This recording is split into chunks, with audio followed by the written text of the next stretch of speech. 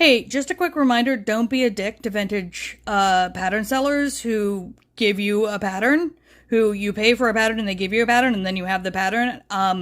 Vintage pattern sellers do not have a say in how the pattern was originally written or how it was laid out or whether or not it did or did not come with a layout diagram. And yes, this is me thinking about the butterfly shawl still, but anyway, I just want to remind everybody that being able to get our hands on vintage patterns, whether through something like the Antique Pattern Library, where they're free, or freevintagecrochet.com, or if you're like me, you go on Etsy and eBay and you scour around and find the ones you don't have yet.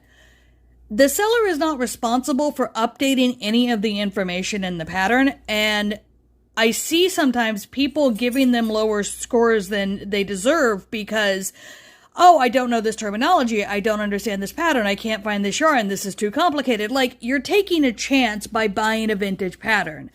And you can't blame the seller that you took the chance on the pattern.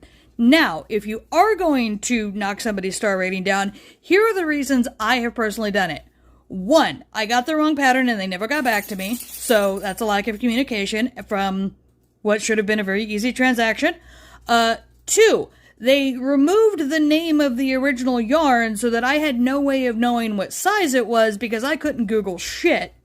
And 3, just severe readability issues that, again, were not resolved by reaching out to the seller. So basically, it's a total lack of communication, or doing something completely boneheaded like removing the name of the yarn so that I can't figure out what size it's supposed to be, because if you work with vintage patterns, you know that just because it says it's a 2mm hook doesn't mean you're working with fingering weight yarn. They loved to put worsted weight on a 2mm hook back in the day.